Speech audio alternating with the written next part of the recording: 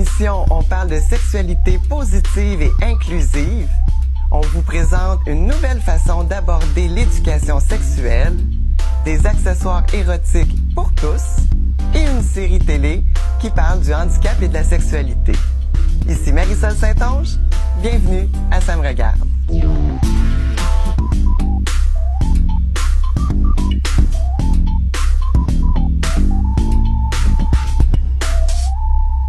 Démontrer la diversité et ouvrir la discussion sur la sexualité avec des organes génitaux 3D, c'est le pari que Magali Pirotte s'est lancé en fondant SexED.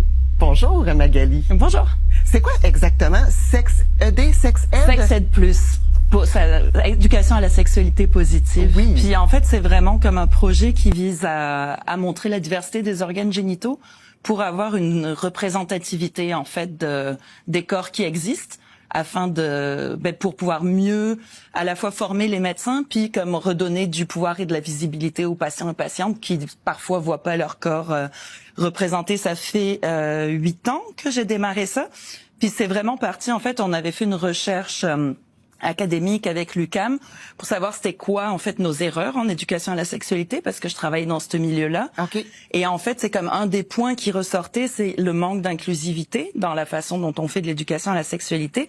Puis un des points majeurs, c'était le matériel qu'on utilise pour les démonstrations. C'est comme si tu te souviens de ce que tu as appris à l'école. Oui, des images, des posters. C'est des images de systèmes reproducteurs. On parle même pas d'organes génitaux, on parle de trompe de Fallope, de canal déférent, tout ça.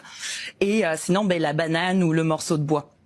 Et en fait, ce qui fait que on passe en fait beaucoup de côté le corps, alors que le corps est partie prenante de la sexualité, même si c'est pas juste ça, c'est quand même là et c'est beaucoup invisibilisé. Donc ça laisse de côté tout un tas de discussions sur le plaisir, la stimulation, sur aussi c'est quoi la normalité d'un corps dans sa diversité. Et donc en fait, il y a beaucoup de personnes qui ne savent pas à quoi ressemblent des corps.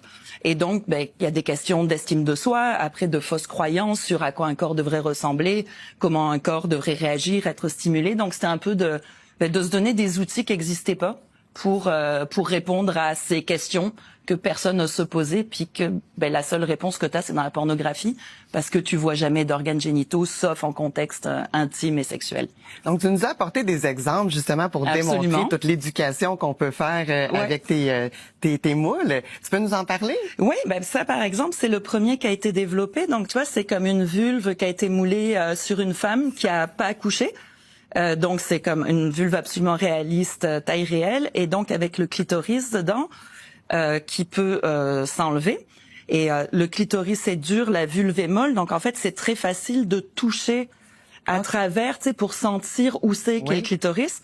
Et ça en fait ça a été développé à la demande de gens qui travaillent en mutilation génitale pour pouvoir réussir à vraiment parler de quand il y a une excision, c'est quoi la partie qui est enlevée, c'est quoi la partie qui reste.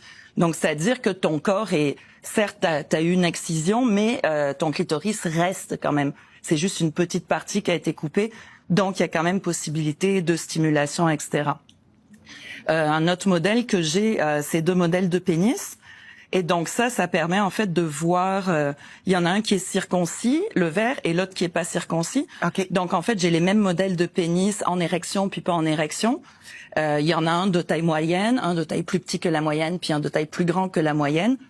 Pour montrer à quoi ça ressemble un pénis. C'est la plupart du temps en plus un pénis, c'est pas en érection, alors qu'on les voit toujours en érection dans l'espace semi-public, et aussi rétablir un petit peu c'est quoi une taille normale. Okay. Parce qu'il y a beaucoup de stress autour de la normalité des organes génitaux, et surtout si on n'en voit pas, puis que les seuls qu'on voit c'est dans le domaine de la pornographie, ça fait une vision un petit peu faussée de la normalité. Puis comment ça fonctionne, le moulage, là? Comment arrives-tu? Tu as des modèles humains, pour que ça soit si réaliste? C'est ça, donc j'ai des modèles humains, en fait, qui vont venir à l'atelier où c'est moi qui vais me déplacer, ça dépend les contextes. Et en fait, alors le moulage humain, c'est quelque chose qui existe depuis, on a des moulages qui datent du XVIIe, XVIIIe siècle là, en cire, donc il n'y a rien de nouveau. Donc je me suis auto-formée là-dedans. La nouveauté, en fait, c'est que j'ai développé, moi, mon projet, c'est vraiment un projet basé sur l'éducation à la sexualité puis le consentement. Et donc la différence entre un artiste ou une artiste et moi, c'est que moi, je touche pas mes modèles. OK.